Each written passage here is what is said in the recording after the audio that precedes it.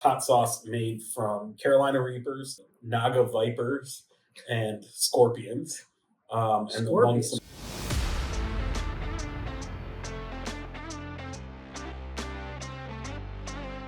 Welcome back to Hot AF.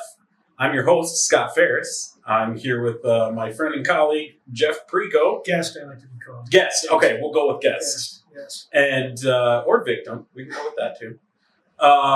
Today we're going to talk about denials of claims and doing a good faith denial and some compensability questions as well. So we'll go ahead and get started. We're going to start with some stair talk. But as we do the stair talk, we're gonna try this first wing here, and this is our hot AF hot sauce. It's a Cajun hot sauce, not terribly hot, but good flavor. Mm-hmm. Not bad. So, stairs and injuries that happen on stairs, and generally the courts have found them to be compensable. Are there situations where they wouldn't be compensable? I think you'd have to establish that there was absolutely no defect or increased risk associated with the stairs. And the problem is that, especially the Workers' Compensation Court of Appeals, will look at several factors to determine if there is an increased risk, including the height of the stairs, whether there's a railing, the lighting. So it's easier to establish an increased risk than to establish no risk at all. Got it. That makes sense. And if people have questions about it, obviously reach out to us and we can help kind of go through those facts. But it's important to do a really thorough investigation in a stair case to see if any of those situations might arise. Absolutely. And the Supreme Court has not yet ruled on whether stairs in and of themselves are an increased risk. The Court of Appeals treats them as an increased risk for the most part in the cases that have come down. But in Dykhoff, there was a footnote, and the Dykhoff case is one of the famous cases on compensability, and the Supreme Court in a footnote indicated that stairs in and of themselves were not an increased risk of injury. But they haven't, that's not enforceable because it was in a footnote.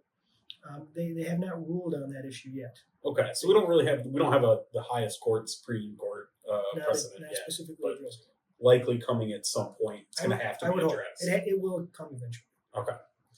So let's move on to our second wing here. Okay. We've got, this is my homemade hot sauce. The Ferris. It's the Ferris Special. This is a blend of jalapenos, habaneros, and then I threw in a couple of Carolina Reapers. There's two in there, but it was a large batch, so. It's good. Made with a little apple cider vinegar, a little sweetness to it. Speaking of Dykhoff, flat surfaces. Another situation where you can have a compensable injury, but oftentimes you can't. You have to establish that there's an increased risk. And in order to do so, it has to be something associated with the employment.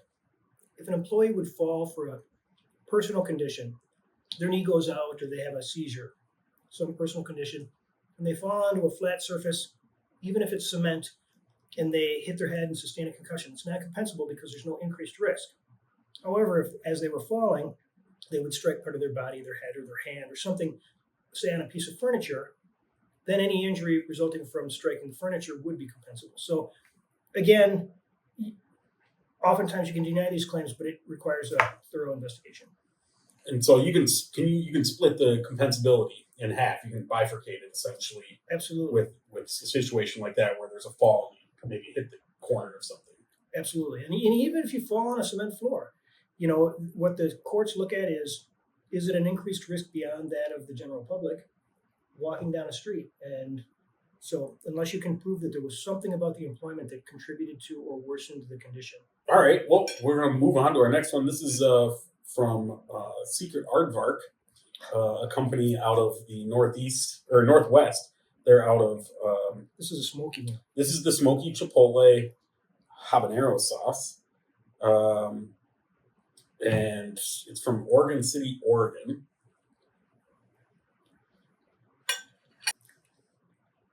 Ingress and egress. What do we need to know? What are the big things that should be considered when you're evaluating compensability for a situation like that? I'm starting to sweat here. So one big thing, when I get questions about ingress egress, is specifically where the incident occurs. Obviously, the employer has to provide a safe route of ingress or egress to and from their premises for their workers. However, they're not. If something would happen, it's not compensable until it's actually on the premises of the employer.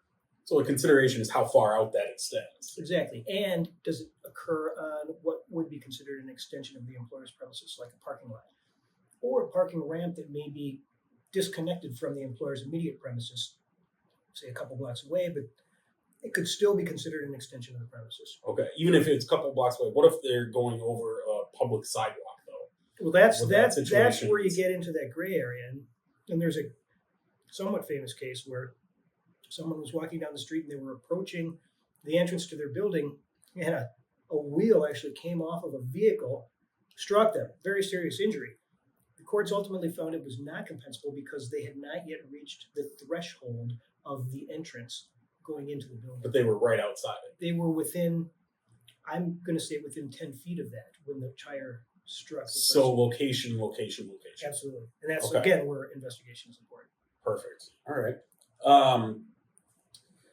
We're going to move on to our next one. This is a sweet habanero from They Cholula. are getting hotter. They are getting a little hotter. This one, I think, just wait until I'm the end. going to notice this one. A little bit. The sweetness really comes through on it. That feels the heat. A little bit. Now, exposures, occupational exposures. A lot of times they'll lead to a disease. Asbestos exposure, various chemicals, noise. And we're seeing a lot more noise exposure claims now, especially with an aging population. And so the important thing is to determine whether the disability or perceived disability is due to the exposure at work or some other personal condition. Noise exposure is a tricky one because you're dealing with a lot of people who have now left the workforce and they have hearing issues. Well, a lot of that could be age related. So you really have to look at, for something like that, the audiometry or audiology testing to determine the frequency and range of the hearing loss, to determine whether it may be due to noise or due to age related issues. And it's not specifically their job duties that are the important factor in that. It's what is around It's them. just that the exposure, issue is, right? the chemicals, the things in the air, the noise. So it's all about exposure, not specifically what they may be directly dealing with at their workplace. So you could be in a really loud, let's say like a factory where there's a lot of banging and everything going on, and you could be just sitting in person working on a computer all day. But if it's loud and you have hearing loss, that could be compensable because you're exposed to it. Correct. And so again, investigation with these types of claims is very important because the other issue is, when did the condition culminate in a disability? And that's the ultimate question you need to answer in order to determine whether a claim is compensable or not, or whether you want to deny it or accept liability. Because with a Gillette injury, what you need to determine is the date of disability or the culmination date of disability. It's not enough that someone just had symptoms. It's when they actually became disabled and they knew they became disabled. And so there's certain factors you have to look at. When did they report it? When did they first seek treatment? When did they modify their work duties in some way? Those are all really important questions that we typically ask in depositions. Especially when did you first connect this back to your work? Correct. And know that was something that was having an impact. Last one that we're going to try here is from Iceland. This is a hot sauce made from Carolina Reapers, Naga Vipers, and scorpions, and among some scorpion peppers. Yeah, among a couple other smaller things. I'm excited for this one. This was. I'm not sure. I can't read anything on the bottle, but I looked into it, and that's what it's made from. And then we're going to talk about traveling because Iceland. Right? There we go. So that one I can tell right away is it's going to have some afterbite to it. You had a situation that we discussed. Somebody traveling for work, and they go to a health club or the gym at their hotel. They get an injury. your gut reaction says that's not compensable because they're not doing anything in furtherance of their job. They're not working at the time, but probably going to be found compensable. What's kind of the things that we should be looking for Well, with that one? and that's a difficult situation because with traveling employees under the law, wow, that's a hot one. Mm-hmm. That one's got. I got to some bite. take them.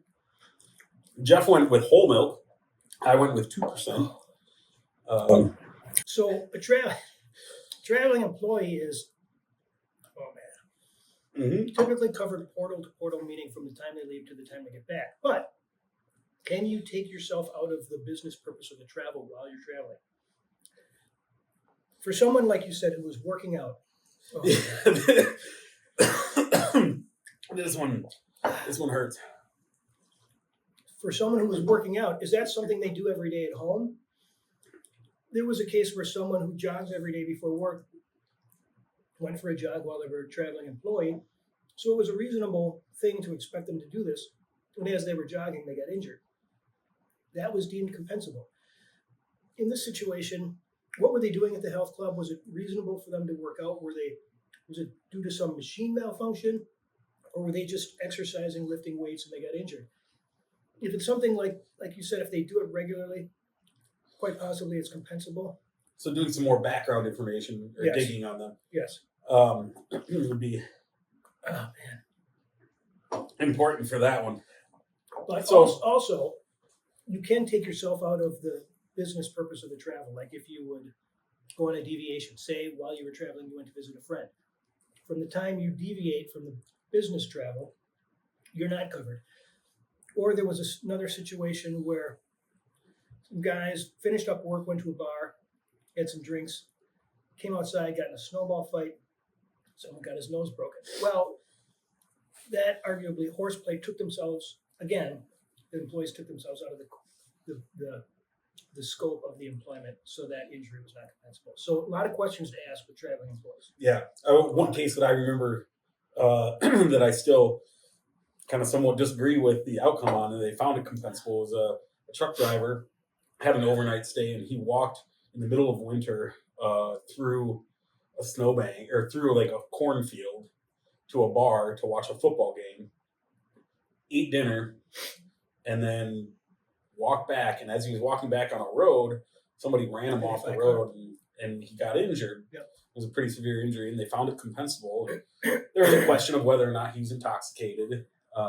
They ultimately found it compensable, but to me, it just seemed unreasonable to be walking 2 miles in the middle of winter through a cornfield or whatever it was with the snow. But ultimately, it was found to be a reasonable. I agree, and maybe if the injury had occurred somehow, like in the cornfield, somewhere where they shouldn't have been, maybe the court would have had a different outcome, or the case would have had a different outcome. But I think once he was back approaching his truck, and then I believe he got hit by a car. Yeah. So that one, very gray area. I think it could go either way. But again, very, very fact specific, which again tells you you got to do an investigation, or a thorough investigation. Yeah. Well, thank you, Jeff, for joining me today. And I enjoyed it. I didn't enjoy that last one so much. the last one was an interesting. The first way four, to end. the first four were good. So, with that, thank you for joining us. And if you have questions about denying a claim or doing your investigation, any questions related to workers' compensation, any of our attorneys here at Off at 40 would be able to assist you with that. So please reach out, and be sure to continue to tune in to Hot AF and our coffee talks as well. Absolutely. And cheers.